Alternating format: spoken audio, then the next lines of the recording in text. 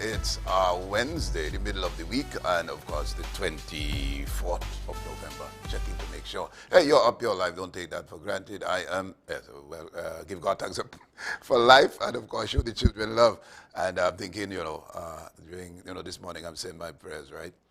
And my thoughts went to those people who are less fortunate, who have some, and then you pray to God and giving Him thanks for seeing, to hear, to have your basic, to breathe, to actually, and breathe is critical here, given the height or the numbers of COVID-19 cases that are rising every day. And of course, the Minister of Health said we're in our third wave, if I am counting, or based on what he said, is it third? Somewhere there, but anyway. So we all have to be mindful that this disease, this evil stalker is not going anywhere. It's a disease, of course, and we just got to be mindful that we got to live with it. And I just want to wish you all safe wherever you go. When you return home, ensure, or before you return home, make sure that you take your precautions if you have to leave home, as to wear your mask, keep your distance, wash your hands, get vaccinated, and so on. All right, so with that, just to let you know what's on, of course, show love to the children. Every child is your child, and once we apply that, the world would be an easier place and a good place to live, right? Well, we may get into that, right? All right, who construct evil, if that was their mantra and their thinking, then we would not have been in this situation that we're in today. All right? So let's go now and let you know what's on. We will speak to Mrs. Beverly Jordan, and she is CEO of the Concordia Estate, Green Market, and Miss Valerie Alexander will accompany her, and she is also a market vendor. So, lots to talk about as the Concordia, right next to the media in Mason, and we'll talk about that. Later on, we'll speak with the PDP candidate rather, for the Mount St. George Goodwood, and that's Miss Megan Morrison, and we'll have a conversation with her. And then later on, we'll speak with Dr. Vanus James, and we talk the economy, revenue versus expenditure. So lots we have a wonderful time this morning, as we usually do. So before that, let's take in morning news, and then we have Tobago Notes.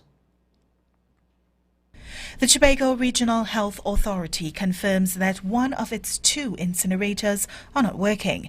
This after a 23-second video shared on November 22nd via social media showed piles of biohazardous waste at the old Scarborough General Hospital at Fort King George. The video questioned the way the trash was stored, asking whether its hazardous contents could seep into the island's waterways and present a further hazard to Tobagonians. In a release, the TRHA said one of the island's 2 generators is under repair, and the authority is moving towards installing a modern microwave waste management system. It also said the waste from all 18 of the island's medical facilities are properly disposed of, and the incinerator is operating based on international best practice standards, including treating the wastewater. The TRHA's acting chief executive officer Wesley Orr said in the release the working incinerator has the capacity to dispose of the existing waste. He assured the incinerator under repair will be fixed in the next few days. Meanwhile, commenting on the situation, the Progressive Democratic Patriots said the TRHA is mismanaging Tobago's biohazardous waste. One of the party's deputy political leaders, Dr. Faith B. Israel, said the TRHA is repeatedly making excuses about the matter. This issue of biohazardous waste pile-up and biohazardous waste mismanagement or lack of management at the TRHA is not a new one. As many would recall, last year in maybe June or July, I personally took footage of a similar situation at the hospital, at the old hospital up the fort. Dr. B. Israel said after examining the TRHA's press release on the situation, the authority does not seem to have the matter under control. The excuses seem to be similar, which means that they have not been able to rectify the issue. If I am not mistaken, the press release coming out of the TRHA at that point spoke about a brand new waste management system that they were about to install, and I am wondering if that is the same microwave system that they are still about to install a full year after the fact. The PDP's deputy political leader says if Tobago's biohazard waste is not properly stored, then it poses a risk to employees dealing with it and the environment. She said waste can flow into the island's waterways and expose Tobagonians to diseases. Charge d'Affaires head of the U.S. Embassy in Trinidad and Tobago, Shante Moore, held a roundtable discussion with a cross-section of Tobago's religious leaders. The purpose was to discuss a variety of issues, but primarily COVID-19 vaccines and hesitancy. The CDA stated he is concerned about the number of deaths and cases due to COVID-19. According to the CDA, the U.S. and Trinidad and Tobago share the goal of promoting vaccination and doing its part to take care of others. The U.S. has committed to donating over 900,000 doses of Pfizer-BioNTech vaccine to Trinidad and Tobago, of which 305,000 already received. The Pfizer vaccine allowed secondary school-aged students to return to school and allowed for a fourth option in terms of vaccines available to the general population. The CDA encouraged all to get vaccinated to fully reopen the economy and to be able to go back to living our lives. He stressed that the vaccines are safe and there's a need to trust the science. Participating in the discussions were religious leaders from the Muslim community, the Baha'i, Seventh-day Adventist, Catholic and Baptist faiths, and the Hindu Society. Plans are in the works for the Scarborough waterfront development. The Tobago Council People's National Movement leader Tracy Davidson Celestin at a recent campaign meeting shared the party's proposal for the development. I place in the center of this meeting tonight our proposed Scarborough waterfront development project. And I want to remind you that this project comes on the heels of the development of the A&R Robinson Airport, $1.2 billion. This project comes on the heels of 300 rooms that will come to this island through an international brand called the Marriott. She explained the time frame of the construction on the proposed project. But at the end of the day, our plan is to ensure that our works commence early in January of 2022. We have already put aside $60 million for the start of this project. Already, we have secured over $37 million through the IADB investment.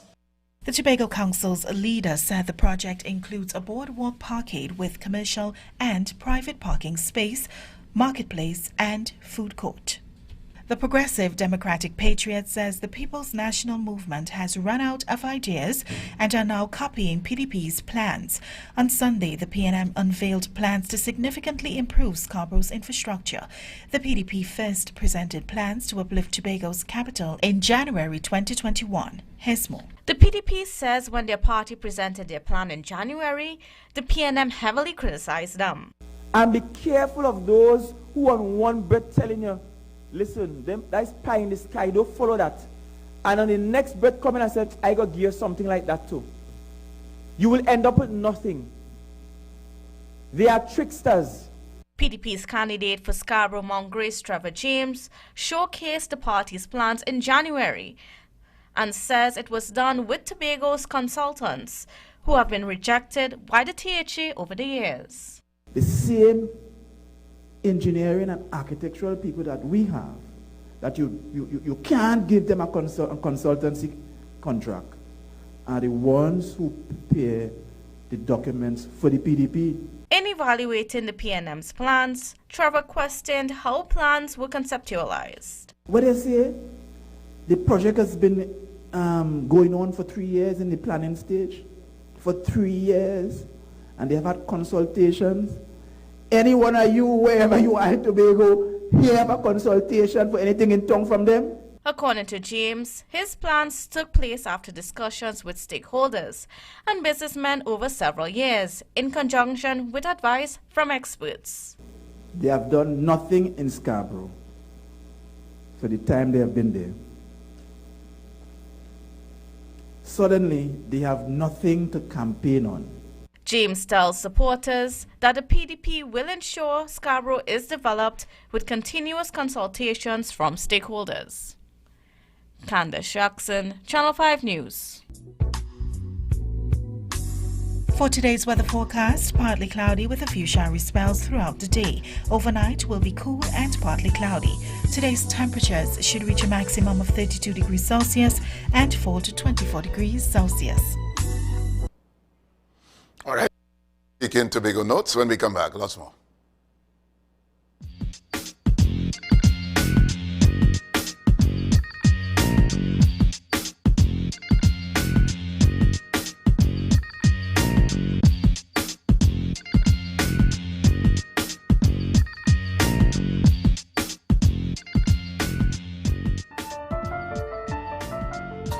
Timely weather updates? Check. Even more efficient and accurate information? Check. That's how the weather on the island will be received, thanks to a new system called the Capella GR GOES 16 satellite ground station, which was recently upgraded at the Meteorological Services Division, Tobago. Met staff in Tobago enjoyed a week-long training session to get them ready for the new system. It's expected to impact Tobago in a positive way. The point of this training was to familiarize staff to maximize not only the new advances in terms of products and how to produce them, but how to also service and input into operations the new and improved workstations. So the general outcome of this is now staff is up to date with the latest products that are produced by GOES 16, and they can produce said products without affecting operations. So here's what this piece of technology does. Previously, before the advent of GOES 16, you would have to wait 3 hours, 30 minutes to get an image because that's how it scans. With GOES 16, we are able to scan the entire hemisphere every 10 minutes, and then we have the ability to scan it every 5 minutes, and in cases of severe weather, it's called mesoscale, every 30 seconds. So it is a great advance in terms of forecasting capability and nowcasting capability for the Tobago and by extension Trinidad and Tobago Meteorological Service. The Meteorological Services Division Tobago plays a major role in keeping lives and livelihoods safe. To this end, the division has invested heavily in state-of-the-art technology and training for staff engaged in weather interpreting and monitoring. Tobago-based meteorologist Travis Gardner appreciates the training. He says it's given him a clearer understanding on how the system works. He believes it will enhance the service the Met Office provides. The training was able to give me a more in-depth understanding of how the satellite actually works, how it uses the raw data to produce the images and products we as forecasters use on a daily basis. So now I am in a better position to decide which product I should use. The training was facilitated by Emmy Award-winning company Enterprise Electronics Corporation of Alabama, USA. That was a production of the Department of Information, Office of the Chief Secretary, Tobago House of Assembly.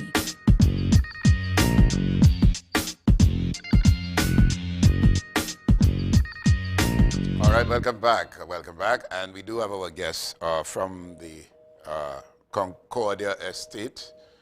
And yeah, we're getting that. Yeah, thank you guys. All right, so let's welcome our guests. We do have a Miss Valerie, or is it Beverly? Which is it? Beverly? Valerie. So it's Valerie Alexander, and she's market vendor. You have to put on your mic, and I'm not hearing you. So let's try again. Good morning and welcome. Good morning. No, I'm still not hearing you. You got to put your mic on or unmute your mic. All right? Good morning. Very good. I'm hearing you now. All right. So the CEO, Beverly, Jordan is not here yet, so we're going to talk to you. Just talk to us about the Concordia Estate Green Market. Hi, I'm Valerie. Concordia Estate has been a little dormant due to the COVID situation. And they're opening back up slowly but surely. So this green market has been created in order to offer patrons something different. Now, there are lots of green markets in Trinidad, and they have been very successful. I've been doing them a couple of years now, and it's not, we say green market, but we try to encourage people to plant organic products to showcase their homemade products. So I am a vendor. My company is named Tobago Indigenous Kitchen. Okay, so we do a lot of natural stuff. One of my main products is homemade wines. We also do handcrafts and products like scented candles for your home, products for your skin, anything that is natural. We try to use all natural products. So Concordia hosted an Oktoberfest recently, and it was a very nice affair. It was very well attended. The area is very serene, you know. It was well done. There's a dirt oven where you get your lunches and your baked breads and bakes, and it was a really nice, serene outdoor experience. All right. So basically, well, you're one of the vendors. Are there other vendors that you said homemade wine is your area? What else is available at the Concordia Estate Green Market? Well, it's a total experience. All the vendors do different items. There are vendors doing plants. You want your plants for Christmas, your nice flowers, roses, whatever. There are vendors doing body products, handmade soaps, handmade bags, scarves, hats. You'll get organic products like our coconut oils, anything you could think about, you would get it there. It's a very wide range of very long, big variety of things. All right, and tell us opening hours, you know, like when the public can access the estate. Do you just walk in? Is there an arrangement? Is it just open to the public from maybe from 8 till, I don't know. You give us how one can access. Yes, the market will run from 10 a.m. All right, we're going to try again. We just lost you there, and yeah. So we're going to sort that out. And of course, the Concordia Estate at, well, it's at Concordia. That's on the north side, heading to Maisonneuve, and you turn into Cecilia, and the estate is accessible on the road going in there. You can't miss it. There's a sign. All right, so I'm seeing the poster there. Are you back? And we're going to reconnect with Valerie Alexander, who is a vendor at the Green Market at Concordia Estate. And of course, she spoke about her specialty, which is homemade wine. Given now it's Christmas time, everybody wants their homemade wine, according to Squanta. Are you there, Miss Valerie? All right, so there's so much happening. Obviously, that's a place you need to check for your Christmas goodies, as it were, and other things, coconut oil. And you hear that, you feel that it's part of who we are as a people, and the way we make coconut oil, and the way it is done, and so on. And traditionally, it has to be by the moon. I remember my mother used to say, all right, that moon and so thing now, girl, I got to wait till next week, let the moon go down a little bit or come up a little bit. Can't remember. But, and so they made the oil, and then you add more oil. Sometimes you have the, what is the thing coming out from the oil there? And they said, oh God, they're going to make too much of that, which is, whatever his name is, can't remember now. And so the oil, and that was what we didn't buy any oil. We made our own oil out of coconut. And then when you talk about that, and when you look around, you are seeing all the trees, the coconut trees then that were planted maybe 70, 80 years ago are dying, and some have died, and nobody has taken the opportunity to replace or replant these coconut that is really Tobago, not the Chinese coconut. You ain't getting the value. That's what you get from our local coconut. But anyway, let's go back, Miss Valerie Alexander. Are you there? Good. All right. Yes, I am. Very good. All right. So I heard you mention coconut oil. So each vendor brings a different product. Obviously, you don't want to be selling the same thing that each. Is it organized that way, or I could just bring anything and sell? And how do I become a part of, or how do I get a booth there at the green market? Yes, vendors will be doing different products so that we don't have a redundance. Also, registration is done online. You can go on to Facebook to Concordia Estate, and there's your registration information there. And of course, all COVID protocols are being observed. We ask people to come with wearing their mask. There will be sanitization stations available, and the vendors can register. We're trying to get them to register early, please, because you know how things happen sometimes. Sometimes there's just a rush. So if you register early, you will get your spaces. And I want to say too, we are encouraging patrons to come out and their families, because the children have been all locked away, and being in the outside is better than being stuck inside, of course. So we're offering a tour to the water wheel. There'll be a wagon ride, and you can view the estate in its wholeness, because soon there'll be available tents for camping and all that sort of thing as the place opens back up a little more, you know, so you can enjoy the ecotourism effect of the estate. All right, good. So, all right, so the market is there. I could come in at 10 o'clock, buy my homemade wine, buy my coconut oil, and other products that other vendors would have. And get your lunch. And get your lunch. Fresh out of the oven. Very good. So, well, do it oven bread and so on.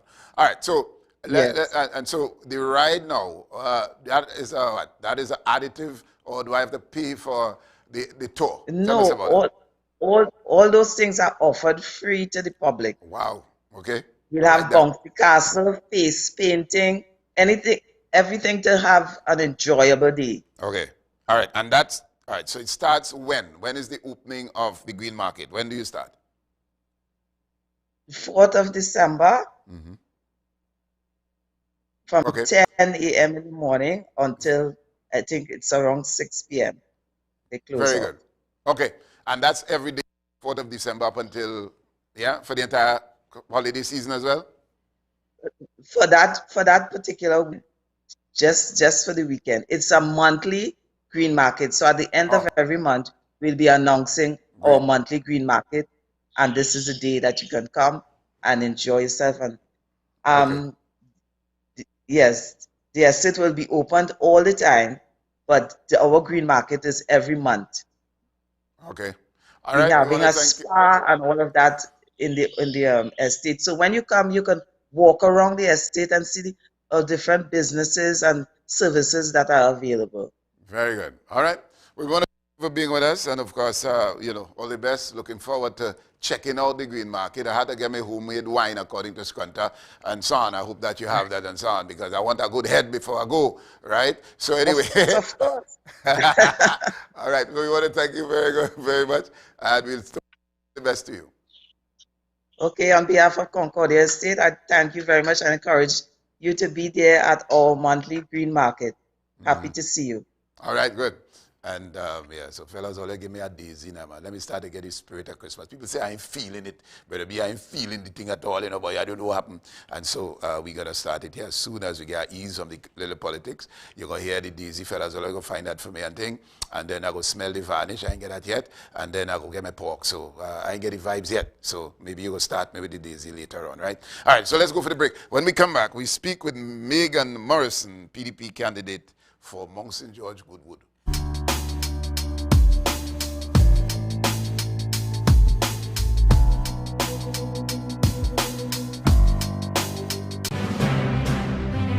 The people, the personalities, the candidates, the results.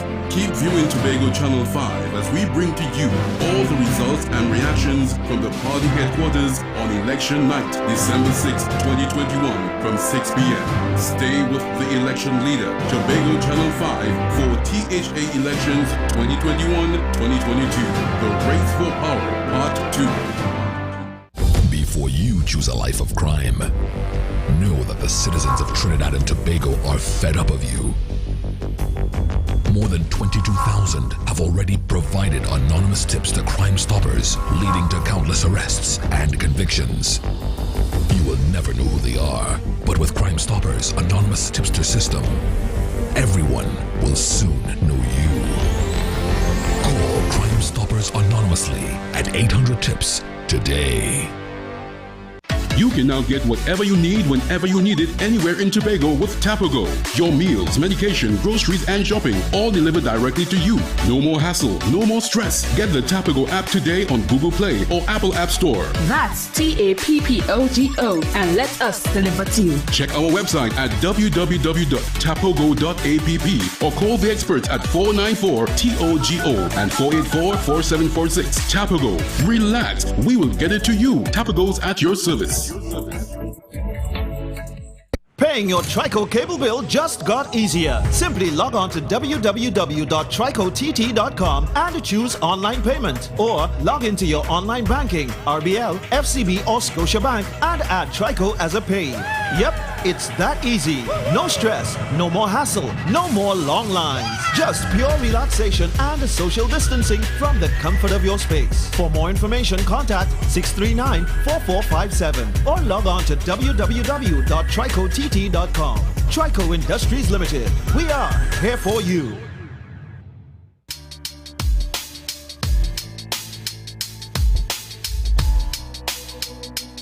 Rise and shine in the morning is just part of my day. From 6:30 to 8:30 every day. Foreign man says so. It informs me of what happens in Tobago. I find it to be so informative. Every aspect of Tobago affairs is being discussed there. So I will continue to look at Rise and Shine. That's my thing. Monday to Friday, 6:30 a.m. to 8:30 a.m. I love Rise and Shine. The following is a paid political announcement. They want to cut, we want to keep. You hear them talking, too many persons employed in the assembly, and they want to give you a gift, a parting gift of an ex gratia payment. And an ex gratia payment is a payment after we have dismissed you. So brothers and sisters, what will be your employment status after December the 6th? Because they want to cut, we want to keep. Take no chance. Protect your future. On December 6th, vote PNM. Great is the PNM. The proceeding was a paid political announcement. The following is a paid political announcement. Here's how the PNM is building Tobago. We've constructed new community and multi-purpose facilities across the island. We getting it done. We building it up.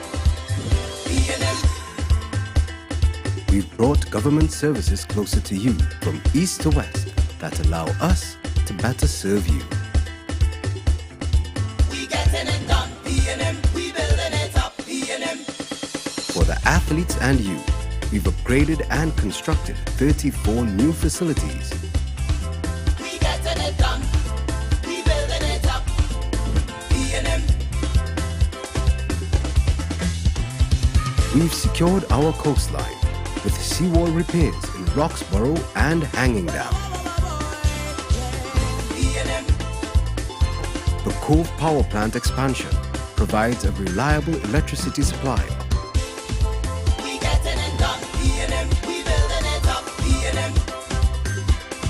The PNM has upgraded and expanded Tobago's infrastructure from sporting facilities to the power plant.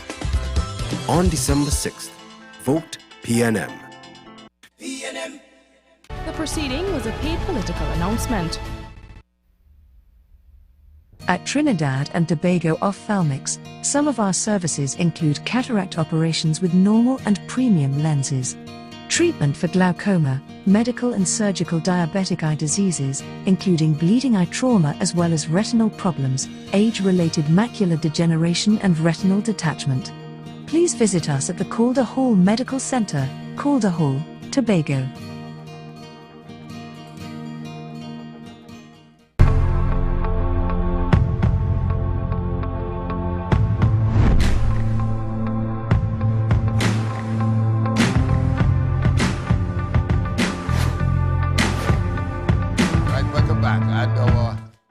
Our guest is with us, and let's welcome the PDP candidate for Mount St. George Goodwood, Miss Megan Morrison. Yes. Good morning and welcome. Good morning, Brother B. Good morning, Tobago. All right, very good and glad to have you. All right, let's talk a little bit about who is Megan Morrison, and then we'll ask why you got into politics. Okay. Megan Morrison is a normal village girl from the community of Mount St. George. I grew up in the village of Mount St. George. I went to Signal Hill, but in my adult life, I decided to do some studies. So I did advanced practical accounting. I also went to THTI, so I have an associate degree in hospitality studies.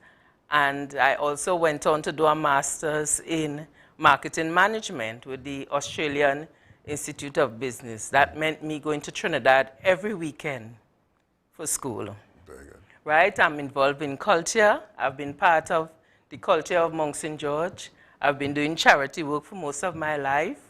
I chaperone queens for competitions. So that in a nutshell is Megan Morrison. Very good. Arts, culture, that's me. You said culture, and you said that twice. So it means, therefore, you have a passion for that. I do. Mount St. George would have won the best village in 1971, yeah, thereabout. Yeah. And where were you? You were a little tot at the time? Yes, I was young. Your recollection of under the stewardship of His Excellency, should we say, Royal Titus. Oh, that's the man. That's the man, Royal Titus. Talk to us about maybe his stewardship in some way influenced you to have this passion for culture? Very much so, because we also had what we call the Mount St. George Youth Organization, which he was instrumental in directing us youths in the arts and culture. So he taught us to dance, he taught us to sing, he taught us drama, and he's still a part of my life as we speak. Very good. Right. So, given the strong background of culture and arts, and because we could talk about icons from Mount St. George from an artistic standpoint or from the arts area, which is Titus and Cynthia Alfred, who are staunch. And Dr. Mark have some connection in Mount St. George as well, eh? All right, well, claim Dr. Mark. Yeah. Yes, right. we claim her. her. So what is your vision in taking the arts as an entity to make it work in a way? I myself, I could tell you that Fort Granby, which is more or less part of the first town, we used to do entertain tourists at the Fort Granby. The lady name is slipping me, but she's a Mount St. George girl as well. And we entertained tourists there. It was a restaurant. And I tell you, the tourists used to flow to come to take in Man Friday and Robinson. And you know, talk to us from that standpoint. That space in Fort Granby, how, in your vision, what do you see the culture, the arts playing a part in terms of earning revenue from that standpoint? And I'm saying funny enough that you would mention that, because I have, with community members, have come up with some of those initiatives. Not just for Fort Granby, that Goldsboro area as well, and that Hope Bistre's. You know, like Austin's, where we have Fish Friday and so on. Those are some of the ideas we do have for the district, right? To encourage tourism, to facilitate community activities as well. So yes, we are on the same page. Very good. And I'm in my mapping Mount St. George as we speak, right?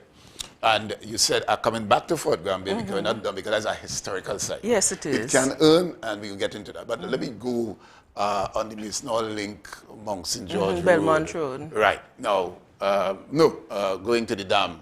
Oh, that's Castara Road. Going on, right.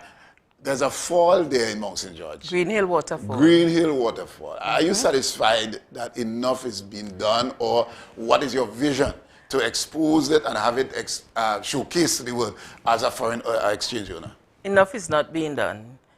Green Hill Waterfall should be highlighted. The plans we have for Green Hill, the beauty of Green Hill is not even what we see at the top. It's further down. Exactly. Right? So we want to create tour guides so that people, as a part of our tourism trust for the community, because our community, we plan to have a tourism drive in the sense that tourists come to our community, they get to see where the old sugar mill was, and we get to see Mr. Edmund has a fishing pond, so we get to take them around the community so they can experience. So the fall is part of those tours. We have Mr. Jack has the bird watching, a variety and species of birds, and he's willing to facilitate us in that respect. So yes, the falls are part of the tourism trust we have for the community as guides towards the community. Stay with the Tourism Trust, and we're going back to Fort Granby. Now, a lot of folks do know in Tobago, don't know that there are a number of tombs on Fort Granby, and the history of Fort Granby is hardly exposed. True. How do you intend to make that, and you know, it's free for people to just walk about, yes, but it can earn at the gate. It can be monetized. So let's talk about that and your vision going forward to make that one of the part of the Tourism Trust. Well, we have to teach the people about the history. We ourselves don't know the full history. So educating ourselves about the history and allowing for tours so that when people come, they can experience the fort, the cannons, and at the same time experience a drink. There was once a park there that can facilitate children. So we have to open up that area so it can be tourism friendly, while locals as well, it might be local tourism as well, can enjoy that day, but education is important. We need to educate ourselves on the history of the place so we can in turn guide others and generate some sort of income towards our economy. At the same time. All right. Let's stay a little bit more in Mount St. George. Anything else do you see that is needed, or you're confronted by your villagers that say, Megan, you see when you go in office, you see that road there, oh God, yeah, definitely. In Mount St. George, #1 Village Street is the first thing that comes to mind. It needs widening, and it is the main artery towards Mount St. George on the hill, because Mount St. George is mainly on the hill, on the main road is just passing to go to the east. So the main artery, #1 Village Street, has been a challenge for the residents. I mean, not the whole street can widen because of where some houses are located, but a lot of the area could be widened. Mount St. George, Goodwood as well, James Street. One of the biggest concerns about the widening of that road, right? So for Mount St. George is the pavilion. We need a new pavilion in Mount St. George. Right? We have one that cannot be used. The facility is not working, not functioning. Hope, I could go on. Hope have a field that you cannot use when it's dry or when it's wet. Why? When it's wet, it's waterlogged. When it's dry, it's cracked up. So it's a recipe for injury and disaster. Hope River Bridge has been out of commission for a number of years, and that is a road that will, if anything happens on the main road, will take you to Belmont Road, or you could use that to come off and go to the countryside. So it was a main artery, secondary of course, from the main road, and that has been languishing for the longest while. Residents have been complaining bitterly about some of those that I mentioned. So just give us the land mass that you have to cover in your electoral. So my district is Bacolet Park. That is that area, of course, from the health center, John Dial, Hope, Mount St. George, Goodwood, and a little piece of Goldsboro. Not too many houses in Goldsboro. Okay, so let me say good morning to Gassi. Yes. John Dial. Gassi, good morning to you, my brother, and of course, I hope you're listening. And then, good partner. Anyway, let's cover what is. Let's talk. As I mentioned, Gassi. There's another guy in John Dial. If you want old car parts, you go by him. His name is slipping me. So let's talk entrepreneur. You drive by John Dial there, and you see a number of young people, little things selling by the side of the road. What do you get when you walk in your walkabout about these young people who are looking for opportunity to establish their businesses and so on? Well, firstly, I'm glad you mentioned John Dial because they are oftentimes neglected and forgotten. Most of the young people in John Dial are unemployed. Most. You'll be surprised to know how many.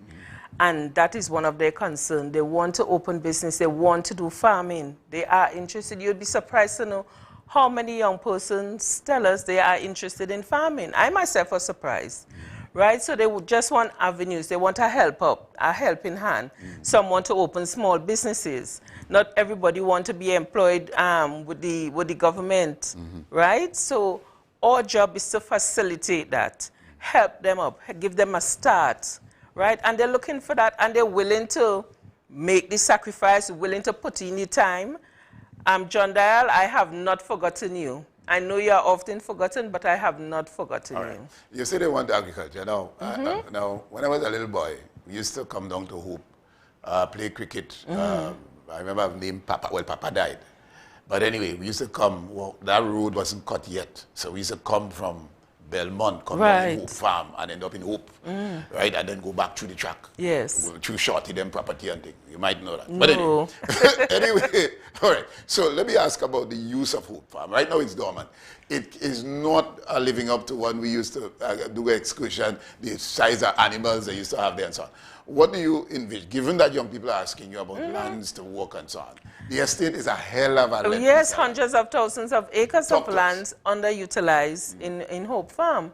That property goes all the way back to Mason Hall, right? So we are saying we can do distribute some of these lands to would-be farmers, right?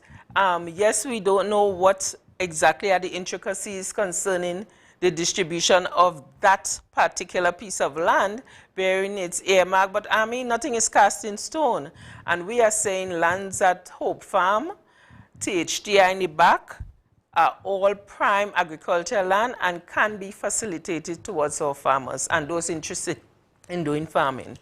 We have that one guy in Monks St. George who does the eggs and so on, have been clamoring for land for years. He's in the community with this big egg farm, big, massive, but of course his smell and so on because he's not ideally located.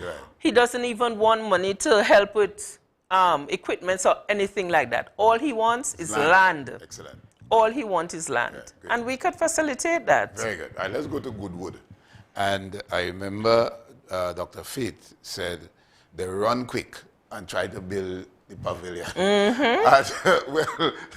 And when she used those local, I just smile because, you know, I like to hear with local ballads and with local vernacular. But let's talk about Goodwood. Your plans for Goodwood. Obviously, there's a nice part in Goodwood for those who don't know Goodwood. I know Goodwood a long time. Well, when you come into Goodwood, before you, there's a supermarket here and there's a road that comes down there and connect you with the... Yes. And there's a nice area that can develop a nice little sit-down and thing, romance and thing now. Yes. Tell us about your plans for Goodwood, and then we could go up to the street you spoke about later on. Goodwood. Firstly, there's a community center in Goodwood that has been locked up for years under the guise of repairs to be done. So that is before COVID we're talking about. So we need to get the community center back up and running. The pavilion started and stopped. I see something now being started back. I don't know if it's because it's another election, right? But it's not one single person from Goodwood employed on the project. I must point that out. Not one, right? Goodwood. Goodwood also has some history.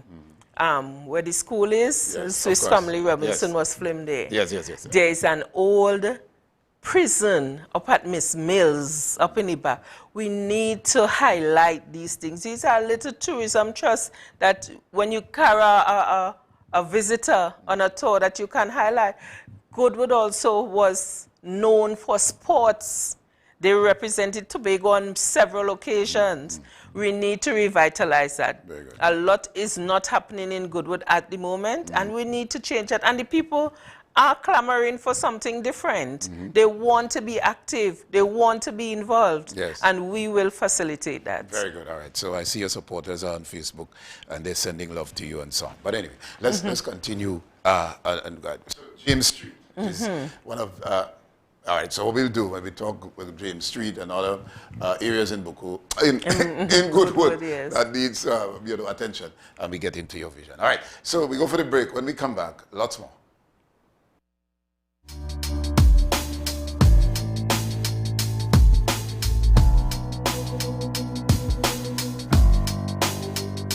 It's election time, and you get to determine the course of Tobago for the next 4 years.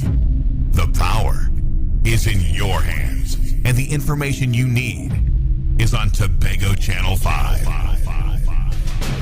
Rally to rally, candidate to candidate. Tobago Channel 5 is covering the THA election campaign like no other, with in-depth analysis and the best political team on television. The THA election is on Tobago Channel 5, your THA election leader. In these unsure financial times, protection of your hard-earned financial assets is a priority. We at MI4 Security Cash and Transit Service are sure to grant you peace of mind. Fully insured services. Call us today at 660-7723 or 635-2144. MI4 Security Services Company Limited, keeping Tobago safe. Satisfy your taste buds at Judith Cuisine. Enjoy delicious grilled and rotisserie dishes, salads and delectable soups on Saturdays. Open from 6:30 a.m. for breakfast. Judith Cuisine, corner of Main and Backlet Street, Scarborough, 631-8542. Who say you had to go to town to get the best in wholesale prices? Check out Goldsboro Minimart today for the best in wholesale and retail prices. We have Coca-Cola, Smolter, Malta, juice, 10 kg powder soap, 5 liter dishwasher liquid, 5 liter fabric softener, detergents, and so much more. And newly added to our shelves, genuine parts for trucks and pickups. Mitsubishi, Kia, Hyundai, Nissan, and Isuzu. Check Goldsboro Minimart, located Goldsboro Main Road, conveniently open Sunday to Friday, 7 a.m. to sunset. Contact us today at 660-4095. The following is a paid political announcement. Duke said he's willing to take the island to independence. This after he wins the Tobago seats in general elections due in 2020. As a political leader of the PDP, to ensure the Constitution dissolves. There is no longer Trinidad and Tobago. There's Trinidad by itself, Tobago by itself. So we have the expert here tonight. So we have an independent person. And I want to introduce to you tonight, the viewers, Mr. Stephen Kangal.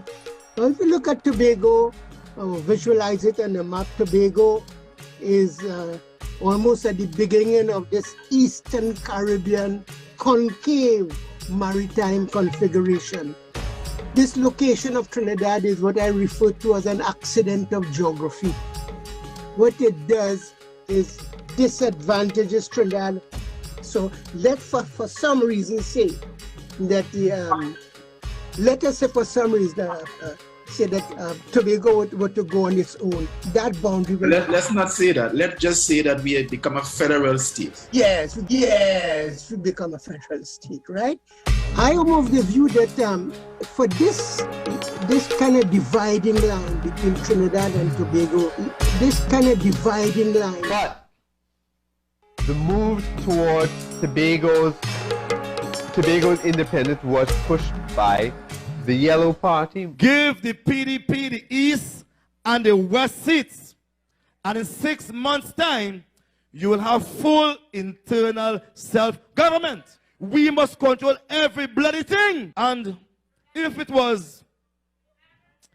wasn't clear to you, let me tell you this. What I'm asking for is secession. Yes.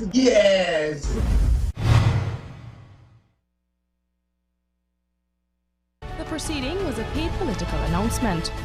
The following is a paid political announcement. Here's how the PNM has helped transport the people of Tobago. 15 new buses provide Tobagonians a faster and more efficient public transportation service. PNM, we getting it done. We building it up. Travel between T&T is a breeze from the purchase of 2 new ferries. We getting it done. PNM, we building it up. PNM. The rehabilitation of the Claude Noel Highway is saving hours with easy traffic flow. We getting it done. We building it up. PNM. Over 30 roads upgraded across Tobago through the Road Refurbishment Program. construction of bridges give easy access between communities. We getting it done. P&M, we building it up. P&M. The PNM is helping transport Tobago with public transportation, roads, ferries, and bridges. On December 6th, vote PNM. P&M. The proceeding was a paid political announcement. The people, the personalities, the candidates, the results. Keep viewing Tobago Channel 5 as we bring to you all the results and reactions from the party headquarters on election night, December 6, 2021 from 6 p.m. Stay with the election leader, Tobago Channel 5 for THA Elections 2021-2022. The Race for Power, Part 2.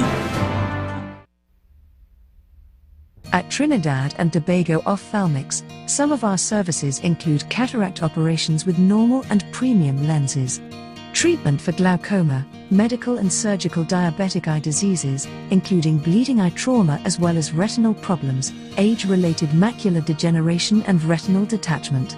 Please visit us at the Calder Hall Medical Center, Calder Hall, Tobago.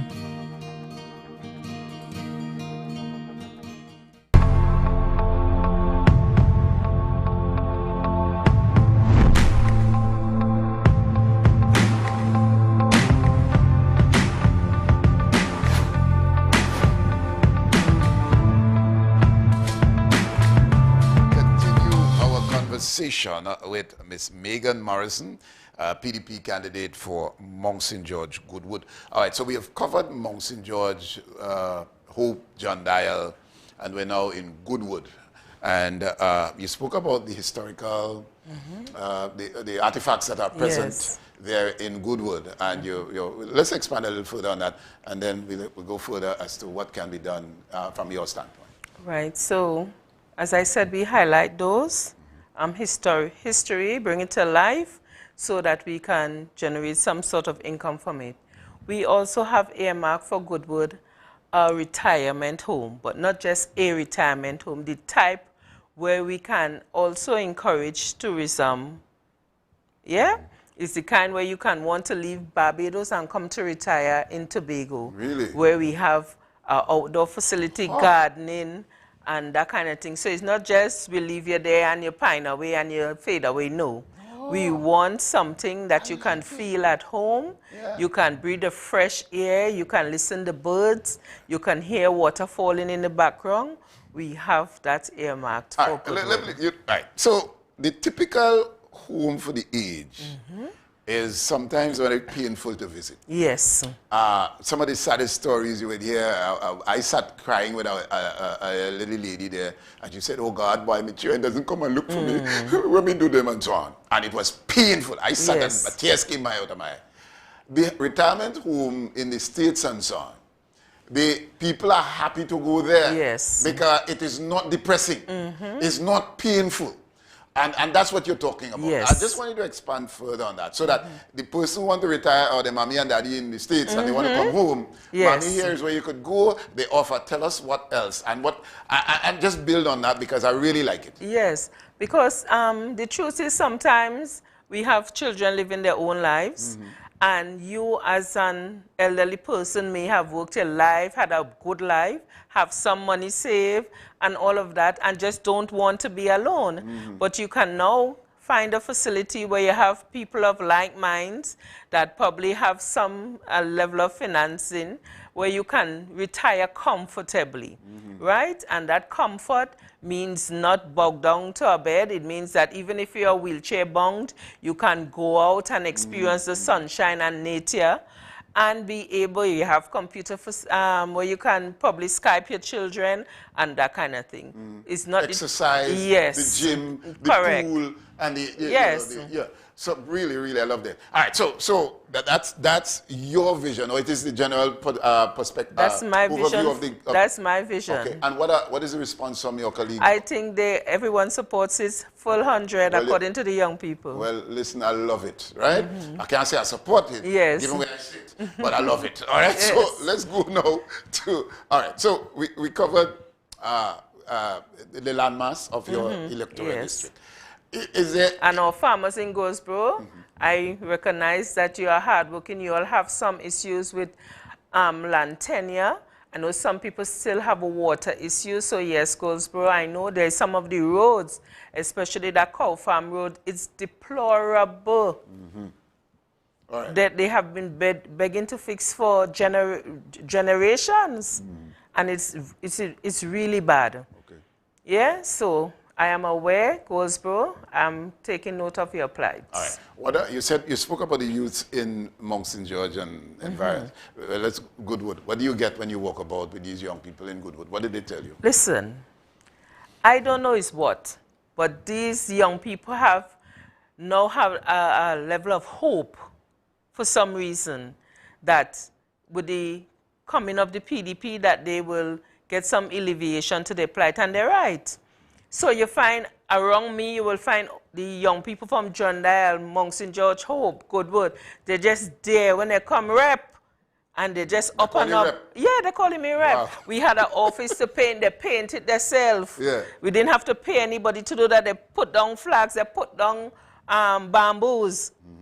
Free of charge. They cook on the spot. Yeah, and these were all young people doing this. Very good. No, so the energy is that they want something different.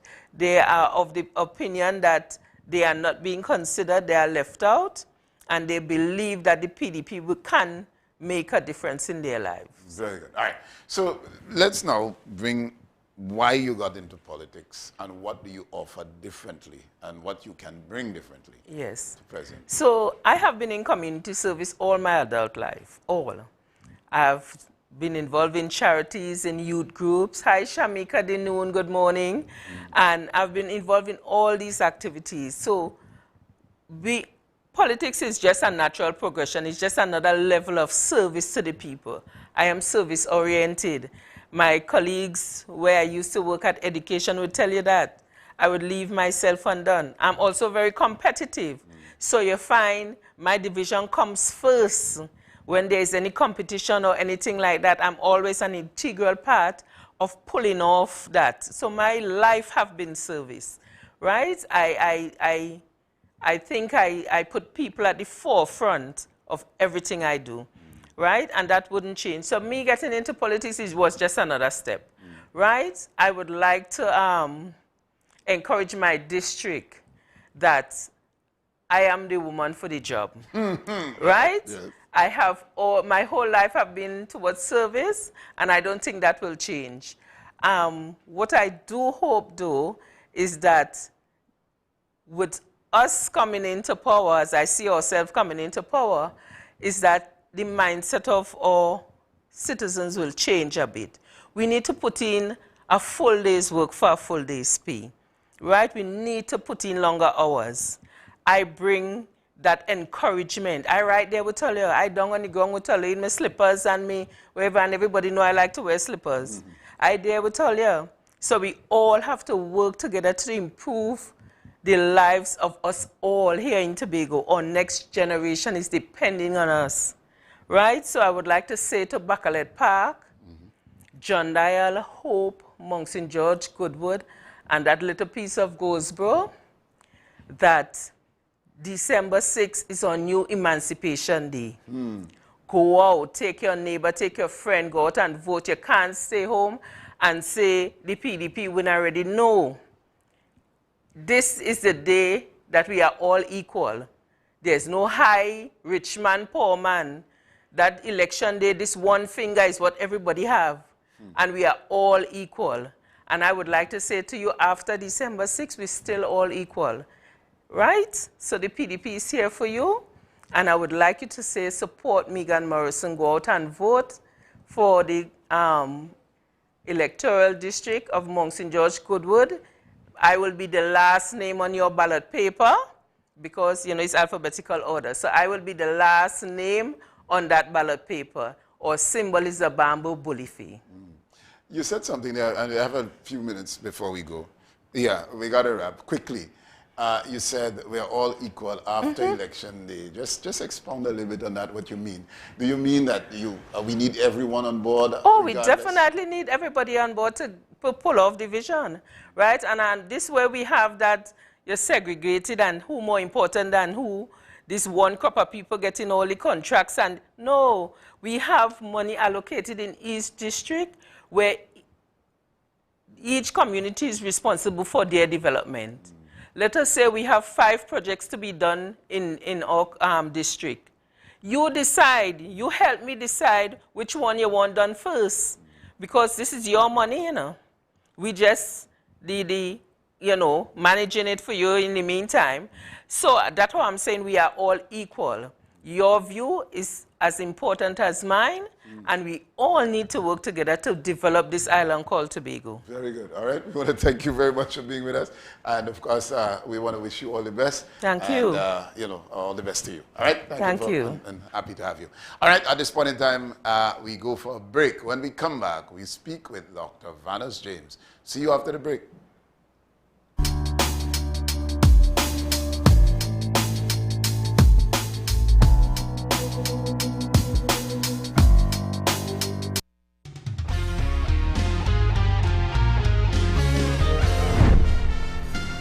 Good morning, Tobago. Thank you for joining us today, Wednesday, 24th November 2021, for the Rise and Shine Morning News. The Tobago Regional Health Authority confirms that one of its 2 incinerators are not working. This after a 23-second video shared on November 22nd via social media showed piles of biohazardous waste at the old Scarborough General Hospital at Fort King George. The video questioned the way the trash was stored, asking whether its hazardous contents could seep into the island's waterways and present a further hazard to Tobagonians. In a release, the TRHA said one of the island's 2 generators is under repair and the authority is moving towards installing a modern microwave waste management system. It also said the waste from all 18 of the island's medical facilities are properly disposed of, and the incinerator is operating based on international best practice standards, including treating the wastewater. The TRHA's acting chief executive officer Wesley Orr said in the release the working incinerator has the capacity to dispose of the existing waste. He assured the incinerator under repair will be fixed in the next few days. Meanwhile, commenting on the situation, the Progressive Democratic Patriots said the TRHA is mismanaging Tobago's biohazardous waste. One of the party's deputy political leaders, Dr. Faith B. Israel, said the TRHA is repeatedly making excuses about the matter. This issue of biohazardous waste pile-up and biohazardous waste mismanagement or lack of management at the TRHA is not a new one. As many would recall, last year in maybe June or July, I personally took footage of a similar situation at the hospital, at the old hospital up the fort. Dr. B. Israel said after examining the TRHA's press release on the situation, the authority does not seem to have the matter under control. The excuses seem to be similar, which means that they have not been able to rectify the issue. If I am not mistaken, the press release coming out of the TRHA at that point spoke about a brand new waste management system that they were about to install, and I am wondering if that is the same microwave system that they are still about to install a full year after the fact. The PDP's deputy political leader says if Tobago's biohazard waste is not properly stored, then it poses a risk to employees dealing with it and the environment. She said waste can flow into the island's waterways and expose Tobagonians to diseases. Charge d'Affaires, head of the U.S. Embassy in Trinidad and Tobago, Shante Moore, held a roundtable discussion with a cross-section of Tobago's religious leaders. The purpose was to discuss a variety of issues, but primarily COVID-19 vaccines and hesitancy. The CDA stated he is concerned about the number of deaths and cases due to COVID-19. According to the CDA, the U.S. and Trinidad and Tobago share the goal of promoting vaccination and doing its part to take care of others. The U.S. has committed to donating over 900,000 doses of Pfizer-BioNTech vaccine to Trinidad and Tobago, of which 305,000 already received. The Pfizer vaccine allowed secondary school-aged students to return to school and allowed for a fourth option in terms of vaccines available to the general population. The CDA encouraged all to get vaccinated to fully reopen the economy and to be able to go back to living our lives. He stressed that the vaccines are safe and there's a need to trust the science. Participating in the discussions were religious leaders from the Muslim community, the Baha'i, Seventh-day Adventist, Catholic and Baptist faiths, and the Hindu Society. Plans are in the works for the Scarborough waterfront development. The Tobago Council People's National Movement leader Tracy Davidson Celestin at a recent campaign meeting shared the party's proposal for the development. I place in the center of this meeting tonight our proposed Scarborough waterfront development project. And I want to remind you that this project comes on the heels of the development of the A&R Robinson Airport, $1.2 billion. This project comes on the heels of 300 rooms that will come to this island through an international brand called the Marriott. She explained the time frame of the construction on the proposed project. But at the end of the day, our plan is to ensure that our works commence early in January of 2022. We have already put aside $60 million for the start of this project. Already, we have secured over $37 million through the IADB investment. The Tobago Council's leader said the project includes a boardwalk parkade with commercial and private parking space, marketplace and food court.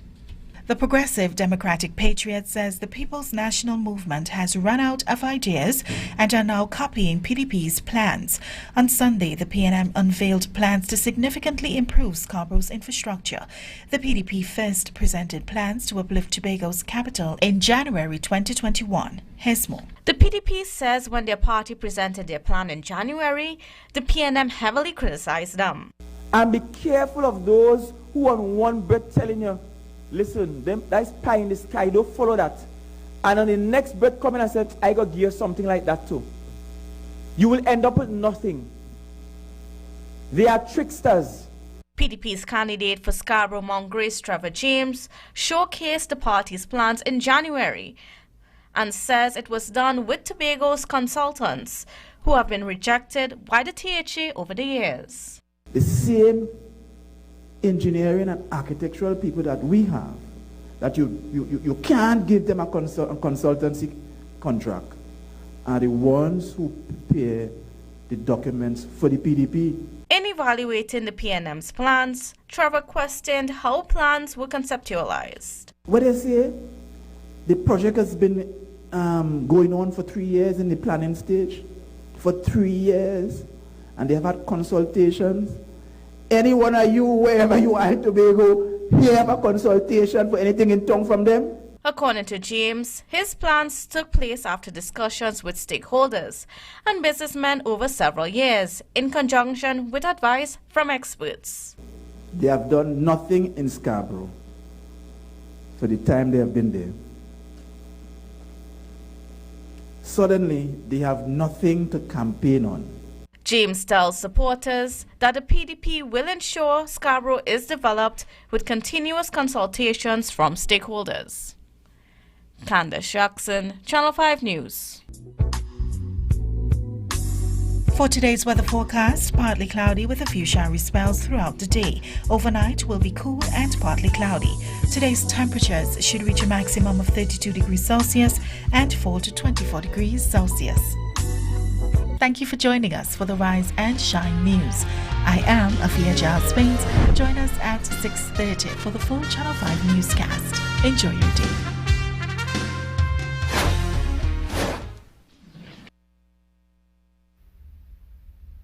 At Trinidad and Tobago Ophthalmics, some of our services include cataract operations with normal and premium lenses, treatment for glaucoma, medical and surgical diabetic eye diseases, including bleeding eye trauma as well as retinal problems, age-related macular degeneration and retinal detachment. Please visit us at the Calder Hall Medical Center, Calder Hall, Tobago.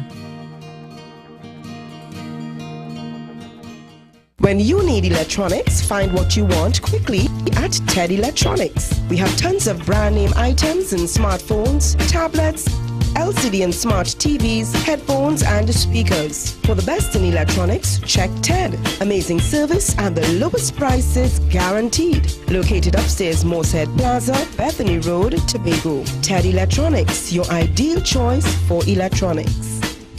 It's our call. At Tobago we know who we are.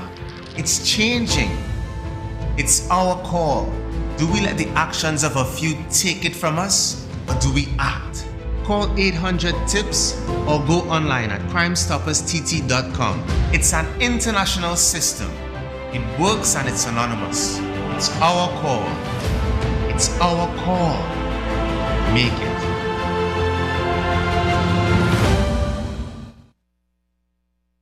Paying your Trico cable bill just got easier. Simply log on to www.tricott.com and choose online payment. Or log into your online banking, RBL, FCB or Scotiabank and add Trico as a pay. Yep, it's that easy. No stress, no more hassle, no more long lines. Just pure relaxation and social distancing from the comfort of your space. For more information, contact 639-4457 or log on to www.tricott.com. Trico Industries Limited. We are here for you. Be viewing Tobago Channel 5 for the live broadcast of the Tobago Methodist Circuit this Sunday and every Sunday at 9 a.m. as they bring God into our homes.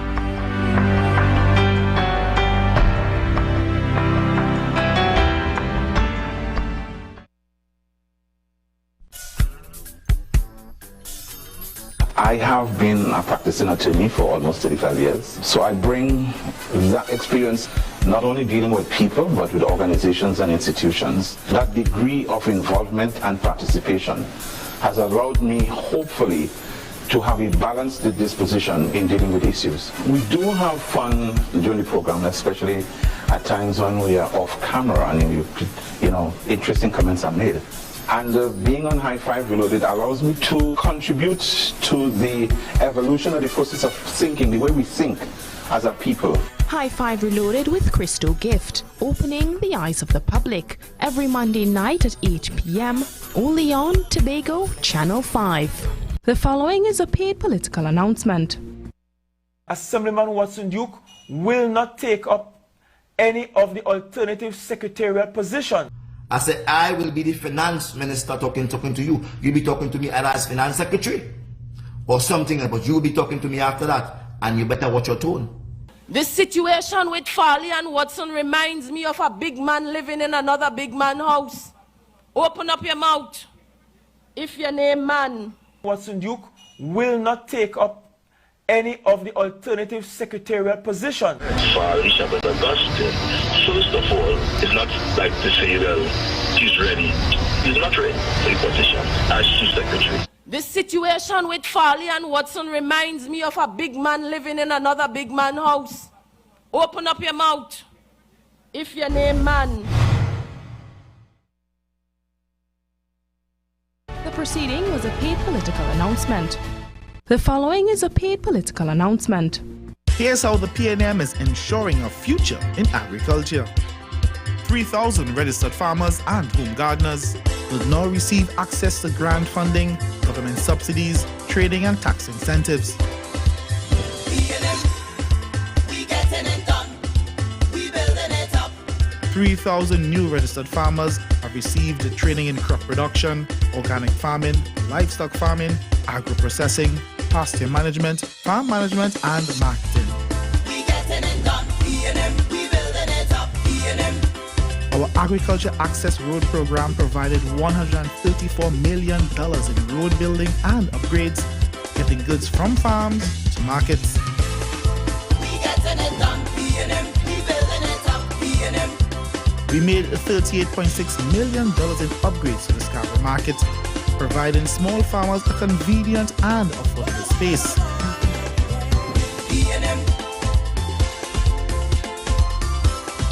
Our agricultural finance support program grants you up to $100,000 to start your own agribusiness.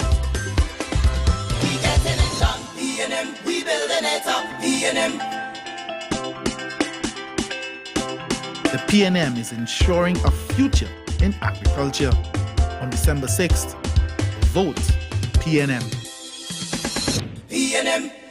The proceeding was a paid political announcement. It's election time, and you get to determine the course of Tobago for the next 4 years. The power is in your hands, and the information you need is on Tobago Channel 5. Rally to rally, candidate to candidate. Tobago Channel 5 is covering the THA election campaign like no other, with in-depth analysis and the best political team on television. The THA election is on Tobago Channel 5, your THA election leader.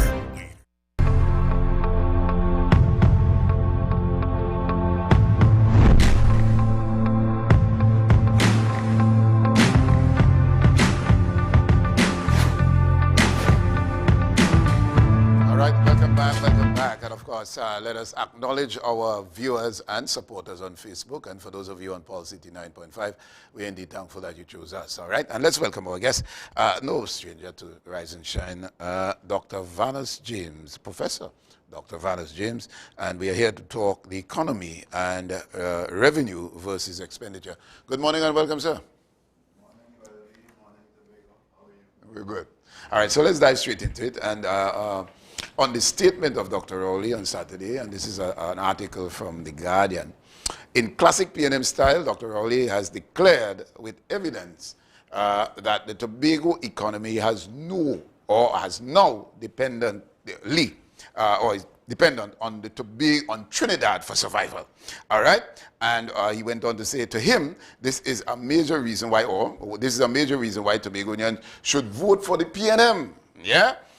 In this upcoming December 6th election. The facts, and of course we get into details. Just for that, your opening or your response to that. He's saying Tobago is seriously dependent or desperately dependent on Trinidad for its survival. And then he went on to say why you should vote for the PNM on December 6th. Well, my opening response to that is that everything he said in that statement on Saturday night should give Tobagonians pause and reason to vote against the PNM.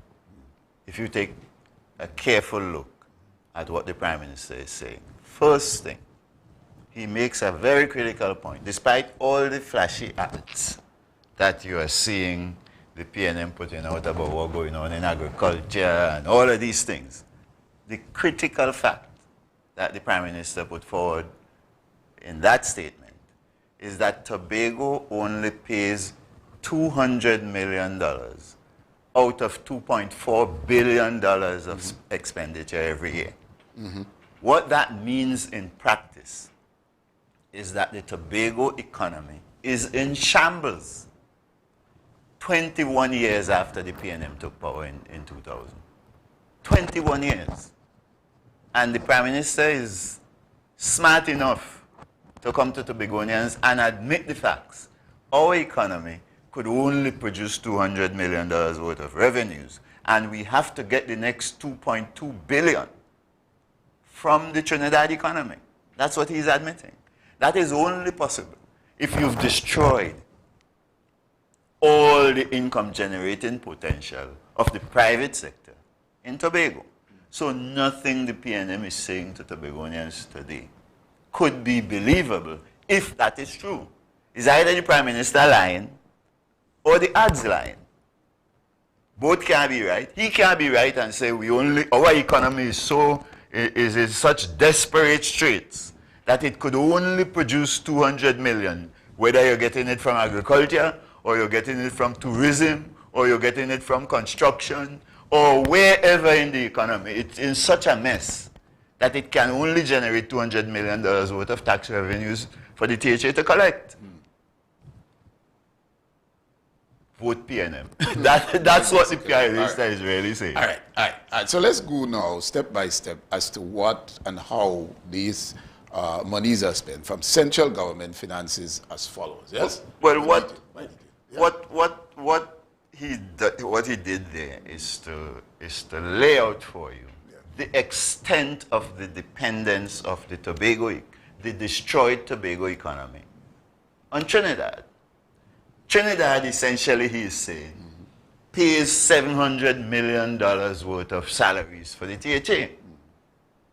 Having destroyed the Tobago economy, it now needs to depend on Port of Spain to send up $700 million every year for us to pay our salaries. Another $580 million is needed for it to do its goods and services expenditures to run the government. It needs another $650 million that Port of Spain must pay for WASA and T&Tech to run their affairs in Tobago.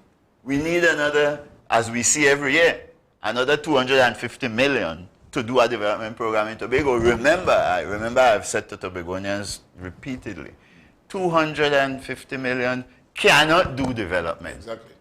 But he admits that they sent $250 million for development.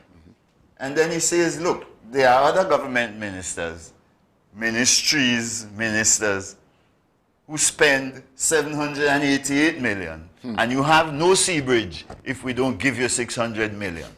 And on the basis of all of that, he says, he laughs at Watson Duke for wanting to secede.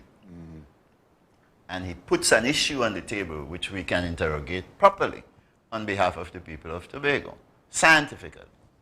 And that is that he admits that Tobago could make it on its own. This is an important admission for the people from the Prime Minister.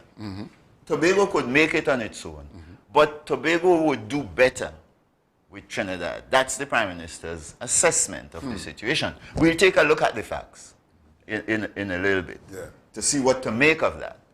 And then he says, Tobago's bills, if you stay with Trinidad, your bills will be paid. Since you're so dependent, your bills will be paid. Yes. And you would avoid a lot of human suffering in Tobago. Let me go back a little bit. Tobago can make it on its own. That's the Prime Minister saying that, eh? That's the Prime Minister. But it would do better with Trinidad. So let me separate with Trinidad. Let's talk it, let's call it, let's speak to it. The whole issue of independence, right?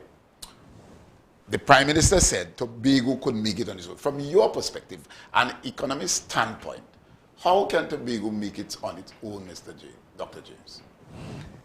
I will give you data in a little bit. All right. But Tobago could make it on its own, like, as he said, like any other island could make it on its own, if it is required to. That's exactly, Cayman has 65,000 persons living there. Just like we. Just like we. Bermuda, about 68,000, just like us. They are making it on their own, without Britain giving them anything, by putting in place proper, scientifically informed policies to run an economy in a small island space. Right. If you do it properly, if you do it thoughtfully, you can succeed. Even St. Kitts Nevis is succeeding in doing it properly. They are doing better per person than Trinidad and Tobago with oil and gas. I'll give you the data in a little bit. But what that shows you is they have less than 65,000 people. And they're doing much better than Trinidad and Tobago, to say nothing of better than Tobago. They're doing nearly 5 times better than Tobago. On their own. They ain't getting no help from Britain. There are no oil and gas. It can be done if you put the right policies in place to facilitate the development of a viable private sector in the economy. All right, so that's one. And you said we'll get further into it. We give you details. All right, fine. So let's move on now. All right, so Tobago's bills would be paid and it would avoid a lot of suffering in the bargaining. That's what So in the bargaining, what is he talking about there? What the Prime Minister is really saying is, stick with Trinidad and Tobago. We're going to be able to treat you like Lavantil. You'll be very dependent, but we'll see about it. And for that reason, he says, vote for us. This is after, remember, this is after 21 years and $40 billion of expenditure. You're coming to the people of Tobago and you're saying to us, notwithstanding that we have destroyed the Tobago economy, and I give you evidence to that effect, stick with us because we're going to mine you and we're going to make sure that your bills are paid. Now, let me remind the country that the bills are paid by the national government, whoever is in power, whether it's PNM or they were paid when UNC was in power too. It's nothing to do with PNM, but the Prime Minister thinks we all went behind school and he went in school. So what he's saying is, okay, we mash up the economy. Vote for the PNM because we're going to give you money and compensate for the destroyed economy. That's what he's really saying. Right. The Tobagonians. Here's another. But brother, I mean, at you and Tobagonians, could you believe that this is a guy with a PhD from Mason Hall talking to Tobagonians this way? I mean, it's sickening almost. All right. Here's another part. Tobago is not doing its best. Hold on. Coming out. It could do better, and the PNM is working on that. Let's take this part. Tobago is not doing its best. Let's agree. Well said. Truth. The PNM is working on that. You have 21 years of evidence to judge what will come. If you go venture to give the PNM another 4 years, you have 21 years and $40 billion of wasted funds as evidence of what will happen.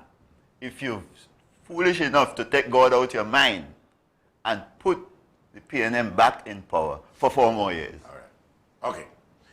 I say that as a Tobago citizen, but I will continue to speak to you as an economist who understands how we could do differently to the 20-year experience. All right. So let me ask you this, given that he said Tobago is not doing its best.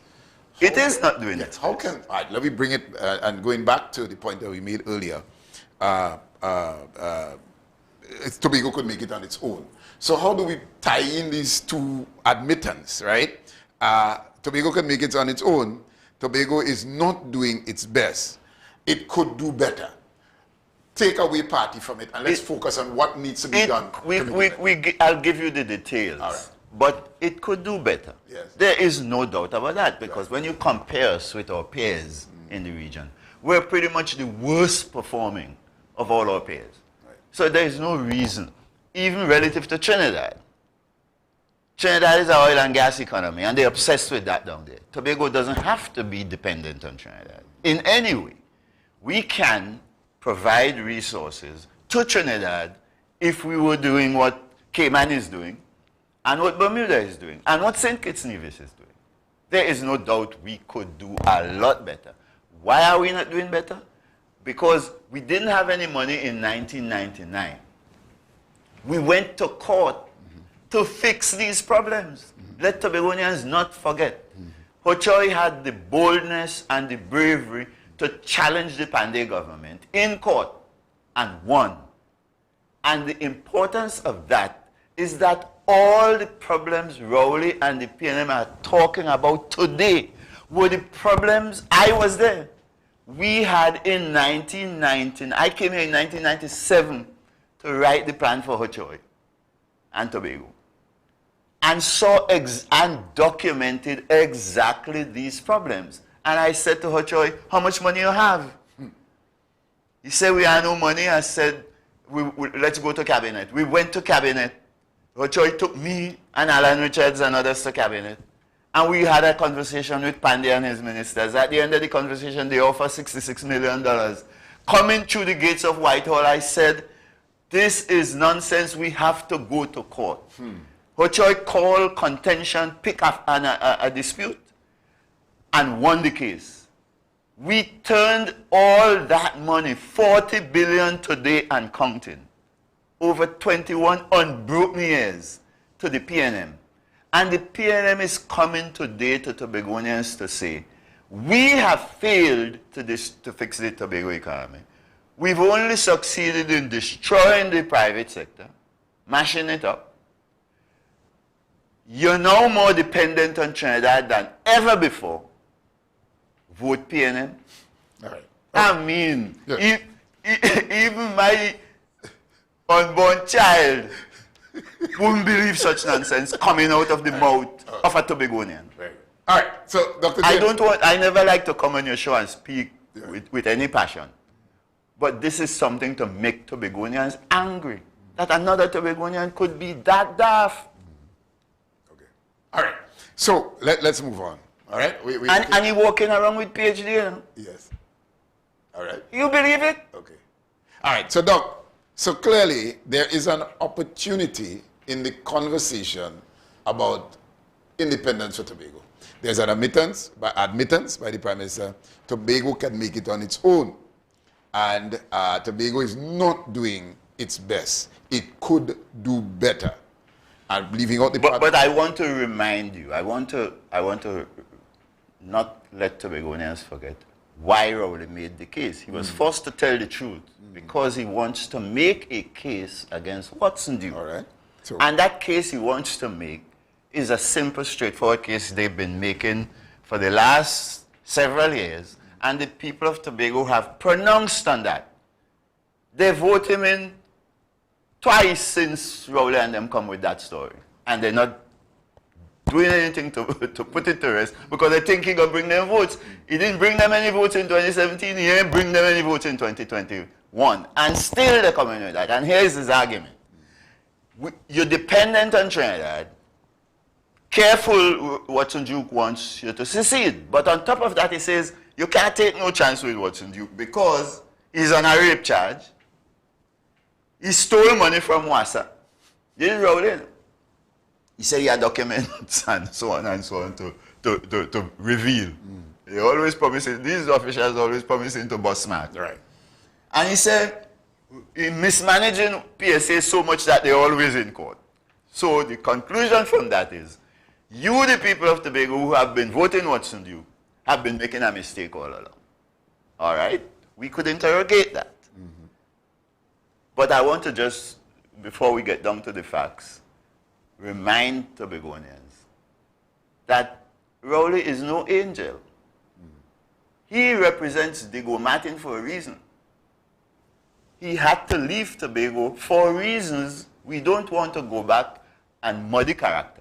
This is not about his character. But I'll give you testimony from his former boss later. All right, well, we're going to get to that. All right, but the point I want to make to you and the people of Tobago is that the Tobagonians have been pronouncing on this charge against Watson Duke for the longest while. Right, okay. What is Rowley saying to Tobagonians? Are you fools? I have faith in the people of Tobago. If Roxborough people said this is the man who wants to represent you, that's what I mean by democracy. What does he mean? All right, so just for cautious, let's tread cautiously, given that he already sent legal documents to a particular radio station, to a particular host for libelous and for issues he's going to take it to the court. So he's going to sue. So we, on this side, we could discuss the issues, but just to caution that we're going to tread light as to any possibility of us. I am saying, right? So I'm just. I hear you, but I am saying, it is not an angel that is charging Watson Duke. Right. And there is a record, testimony, a public record. The public needs to be reminded of. Okay. All right. On this question. All right. So let's go further now. And of course, he went on to talk about all the problems admitted to, as much as the dependence, right, existing back in 1999. You spoke about that earlier. Tobagonians knew then and how to move forward, right? Yeah. Well, let's be clear. Okay. Let's be clear on what I'm saying. All of the problems that led to the fact that Tobago cannot generate more than $200 million of income for the country existed in 1997, 1999 when I came here. Right. A weak agricultural sector, a weak private sector. Agriculture was in a mess. We admitted that. Tourism needed development. We knew that. Education needed major reforms. Reforms from preschool to tertiary education for you to develop a Tobago economy. We understood healthcare needed reforms. Remember, it was out of that Hochoi's own government that the proposal came to move the hospital from King George, Fort King George, to Signal Hill. We had prices in Tobago that were higher than in Trinidad and growing faster. We faced those in 1997, 1999. I was there doing the analysis as an economist. We had a problem with housing in short supply, right? And so on and on and on. So all of the things that led us to go to court were there then, and shamefully, I would say, after we won the money, they're still here today. How is that possible? All right. When we come back from the break, I want us to explore Tracy's admittance that they're struggling to equip the hospital in Roxborough, and we'll explore as how that was part of establishing the hospital at Signal Hill and so on. So we go for the break. When we come back, we continue with Dr. Vanessa James. See you then.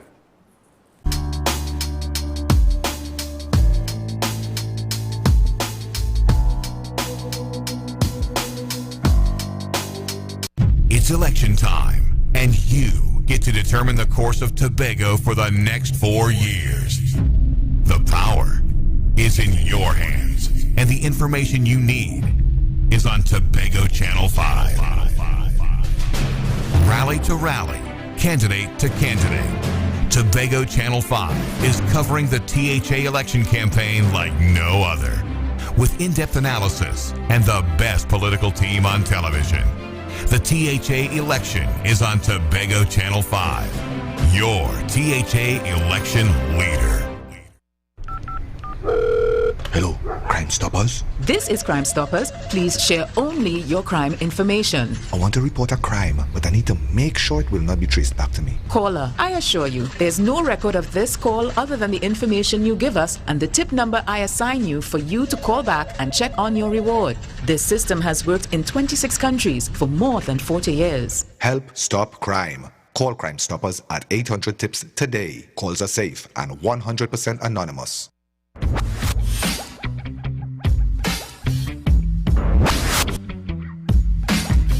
Tune in to Spot On. A new episode premieres every Tuesday at 8 p.m. only on Tobago Channel 5.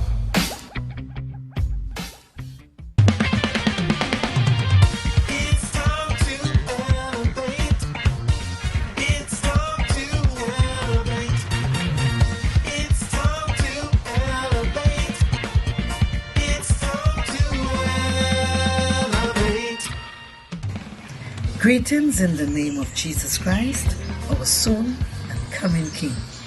I am Minister Cassandra Powder, here to encourage you to dare to be different. Think the unthinkable, for we serve a God that has no limits, no boundaries. It's time to elevate. The following is a paid political announcement.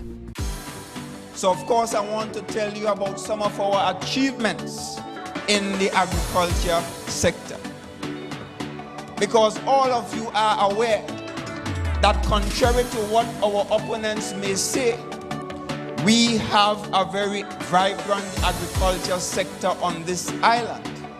As a matter of fact, we have over 3,500 farmers here in Tobago, registered farmers. And I want to tell you that over the last 2 years alone, we have made significant strides in the agriculture sector.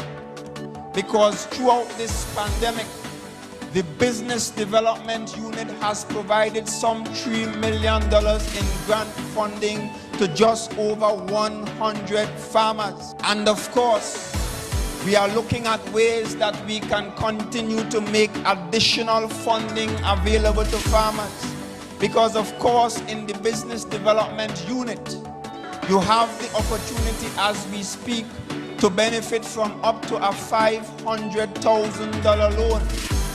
And of course, if you choose to, you can benefit also from a $50,000 grant if you are involved or wish to be involved in agriculture.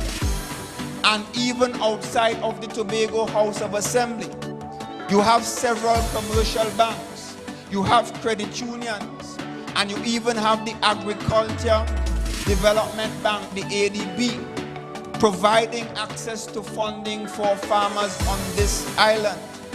And of course, in the Division of Agriculture, we have made available in the last year just over $1 million in incentives to just around 97 farmers in that short period.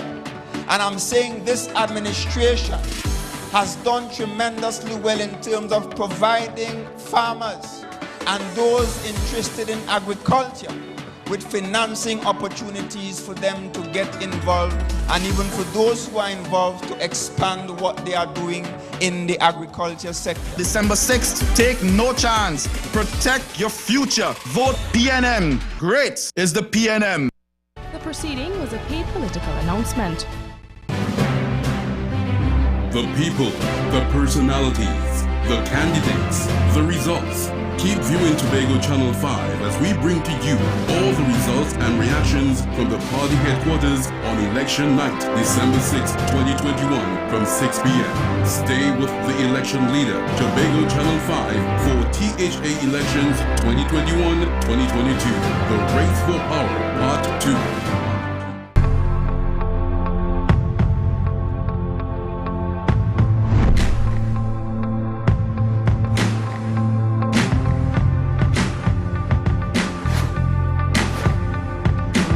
Welcome back, and of course we continue our conversation with Dr. Vanus James. For those of you on Facebook, we are indeed thankful that you chose us. For those of you on Pulse 89.5 FM, hey, we are indeed grateful. All right, let's continue, Dr. James. And all right, so we had the house, we just finished, we got into housing and the short supply then, and right, and so we're moving now in 1998, 1999. Yeah, the point I was making is all the problems that we see now were there then, right? And to deal with them, we knew where we had to go, but we didn't have the money to do it. And so Hochoy picky fight and win the money. Yeah.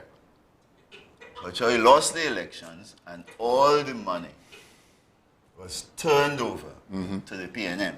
And the people of Tobago, in their wisdom, gave the PNM 21 unbroken years, right? Of control with the money to implement a plan to fix these problems. The people of Tobago participated in the whole process, you know. When I came here to plan, you know, I am sitting down in no room to plan. I walk up and down in Tobago and develop a plan. And that's what the team before me was doing. And so that money was handed to the PNM. And we handed them a development plan that was scientifically sound, that could solve the problems that we were observing at the time. That would leave us, as Tobago, pretty much in the position, at worst we would be in a position like St. Kitts, Nevis. $18,800 per person produced every year.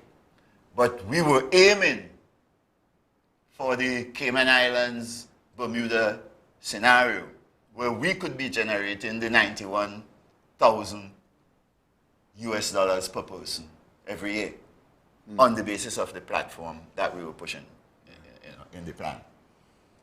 We had a plan to invest in developing the private sector, right, with foreign assistance. And we started to talk to the foreigners about it. We had a plan to grow Tobago's export capacity, again with foreign assistance, and we had begun to engage with them in that conversation. We had a plan to increase the share of private sector jobs, good jobs in Tobago, and reduce the share of government-dependent jobs. What that meant was, you're not firing anybody. What you're doing is you're creating new, better jobs. That's what development means. We understood that and we wrote a plan for that. And we turned over all of that. But we also did something else, Brother B, that Tobagonians need to know. We handed the PNM 88,000 and more international visitors coming to Tobago 2001. By 2008, they had reduced that to 57,000. By 2012, they had reduced it further to 40-something thousand. And by 2019, pretty much they had all disappeared, 15, 16,000. We gave them a plan to reform. Remember, our plan was move the 88,000 up to 200,000 thereabouts of international visitors, with most of the new visitors being long-stay visitors. Students coming to school, parents coming to visit students for 2 months, 3 months, long-stay visitors. Short-stay visitors, tourism, season and sand, short-stay, you come for a weekend, is dirty.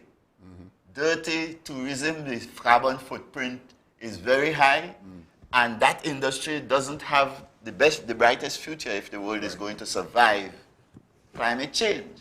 So you have to go long-stay to reduce the carbon footprint. Okay. That's still relevant today. Let me also point out to you that we gave the PNM a plan to reform the THA. And remember, we had a deal with Pandey to reform the government before Pandey called the election. To reform the government so that Tobago citizens will have a bigger say in how the government works. You wouldn't have to run Tobago like an executive council dictatorship, which is what we have had to put up with in Tobago for the last 21 years, and in particular this last year here, with simply no executive, no THA assembly oversight. All that we handed them. 21 years and $40 billion later, Rowley comes to the people of Tobago with a tale of failure and a strange and twisted proposition that even though we fail, you must put the PN in power because Watson Duke wicked. What kind of story is that? You follow what I'm trying to say? Let's be absolutely clear and clinical, because an informed population is your greatest ally when you're talking about development.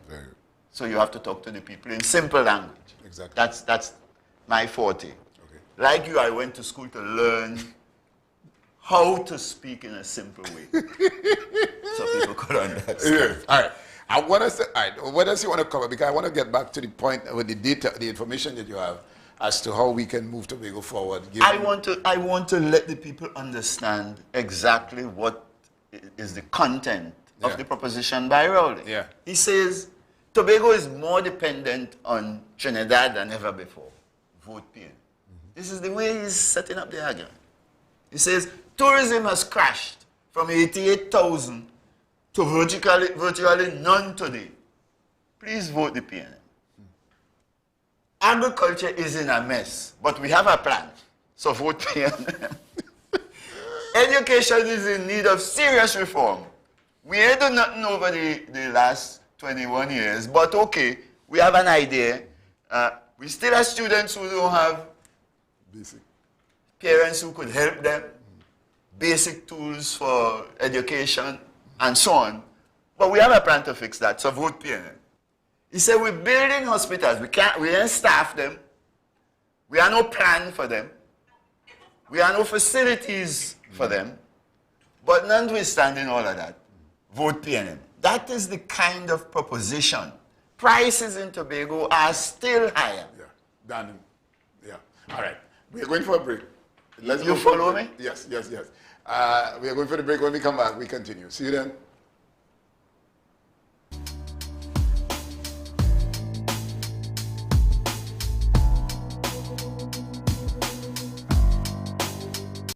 It's election time, and you get to determine the course of Tobago for the next 4 years.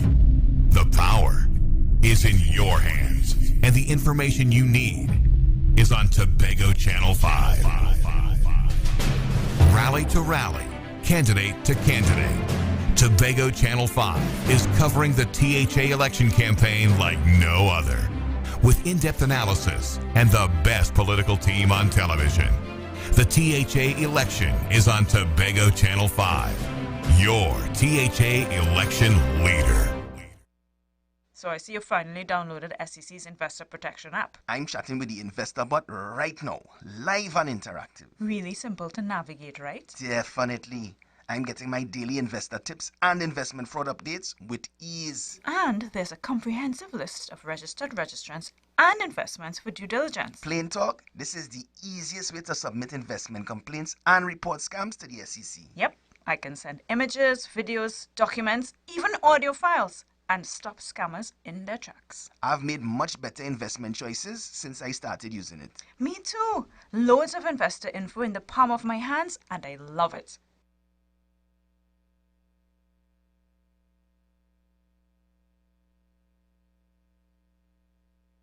Satisfy your taste buds at Judith Cuisine. Enjoy delicious grilled and rotisserie dishes, salads, and delectable soups on Saturdays. Open from 6:30 a.m. for breakfast. Judith Cuisine, corner of Main and Backlet Street, Scarborough, 631-8542. Visit McCorney Home Depot Limited in Richmond in their spanking new and spacious showroom. Get all your hardware needs, building materials, including block, steel, cement, and sand, household items, plumbing and electrical supplies, paint, tools, toilet sets, doors, ceiling fans, steel products, and much more. McCorney Home Depot Limited in Richmond. Catering from foundation to finish. Open Sunday to Friday from 8 a.m.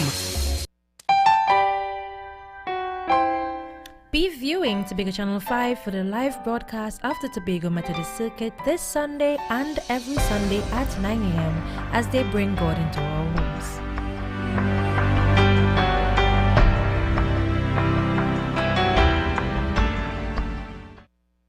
The following is a paid political announcement. So what have we done over the last 20 years with the funding coming from central government? We have ensured that we can double the size of the Tobago economy over the period. And so we have moved from 2001 to 2021, Tobago's GDP, which has increased from $900 million to approximately $1.7 billion today. PNM style. This is where we are at.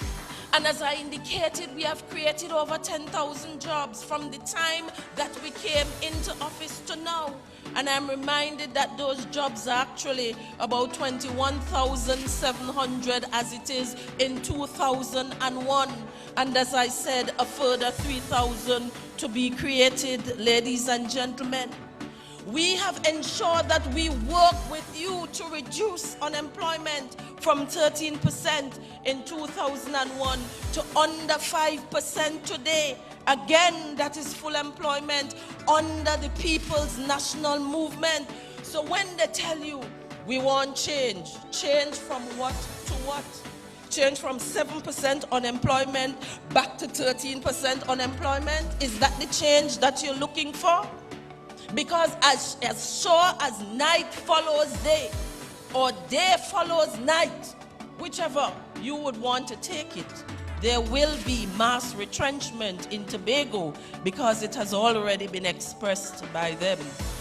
And so we constructed new fishing facilities. We have constructed health centers. We have constructed community centers. We have ensured that we have lights on almost every playing field in Tobago. We have ensured that we put aside and we allocate on a yearly basis over $10 million so that our people can be further educated, because we have been talking about human development going forward. It was under the People's National Movement that we would have constructed the lands for Charlottesville Link Road. It was under the People's National Movement and under the leadership of Claudia Groom-Duke that we would have constructed the Spring Garden Trace and bypass and also the Mason-Lescator Link Road. Under the People's National Movement, sometimes we forget. And so on this platform, we are going to remind you of the contributions that we have made. We have conducted refurbishment and resurfacing work throughout the island. We have built the Shore Park Cultural Complex. We are now building an indoor sport complex. We have built several different facilities across this island, all for you to enjoy and for you to ensure that you have training and empowerment activities. And so almost everything that has to be done, the People's National Movement ensured that it was done, because we were about ensuring that we build a solid foundation so that our people can thrive going forward, PNM style. On December 6th, take no chance. Protect your future. Vote PNM. Great is the PNM. The proceeding was a paid political announcement.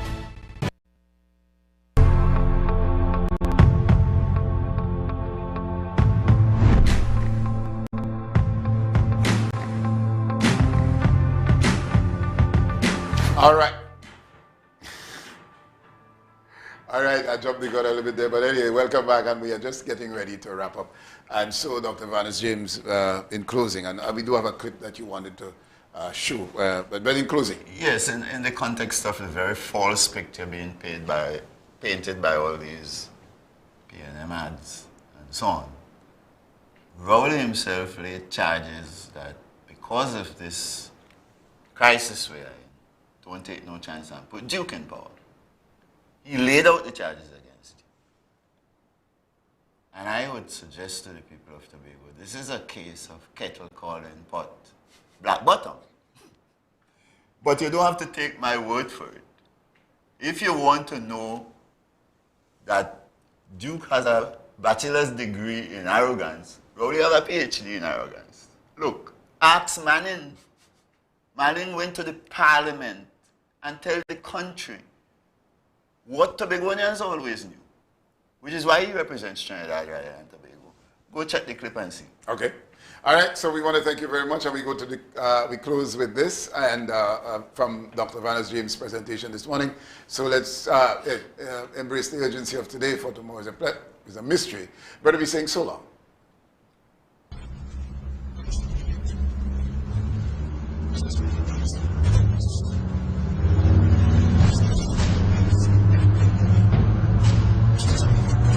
Animosity. And Mr. Speaker, I see a man completely out of control. Completely out of control, Mr. Speaker. That is what I see. And that problem is not a new problem to me, you know. I was aware of the tendency for the Honorable to go out of control since 1987. Argue your case. Everybody has a chance to do it. But not like my good friend. The minute you oppose my good friend, Mr. Speaker, the minute you oppose my good friend, he gets very, very angry. And if you oppose him strongly, Mr. Speaker, he becomes a raging bull. And that is what this government is not prepared to act. That is what it was. We just were not prepared to accept that. We got to end the show now.